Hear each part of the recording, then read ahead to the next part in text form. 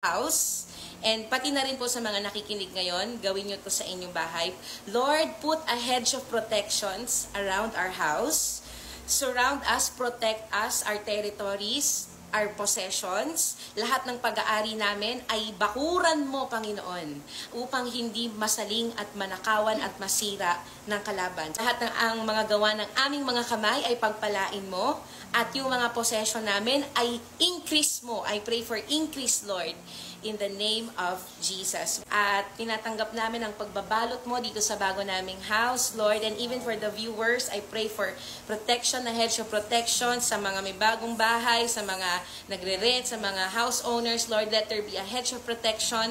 At tulungan mo kami as house owners, Lord, to really pray and ask for your covering upon our possession.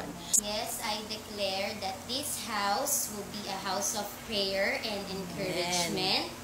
And this house will be fruitful in all areas, financial, emotional, physical, spiritual. So magagamit tong tahanan na to.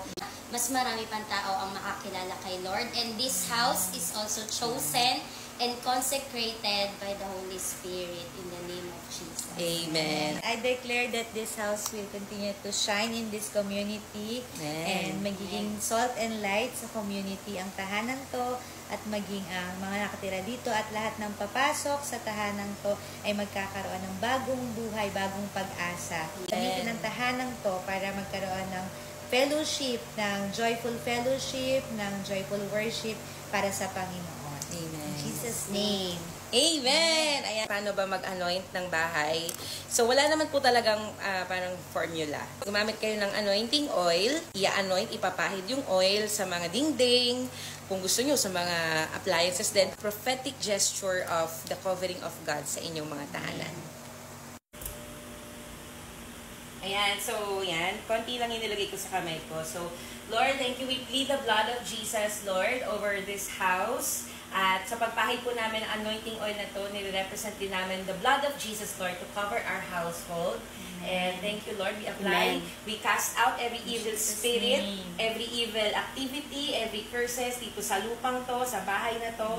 We ask for the cleansing of the blood of Jesus upon our house. Sa bawat area, sa bawat sulok po ng bahay na ito, Panginoon, ay dinededicate namin sa iyo. At sinasabi namin, liwanag mo ang maghahari, pagmamahal mo ang maghahari, at walang sakit, walang pagnanakaw, walang kasiraan ang makakalapit at makakapasok sa aming tahanan, because this house is yours, Lord. This house is covered by God. This house belongs to Jesus. In Jesus' name we pray. Amen.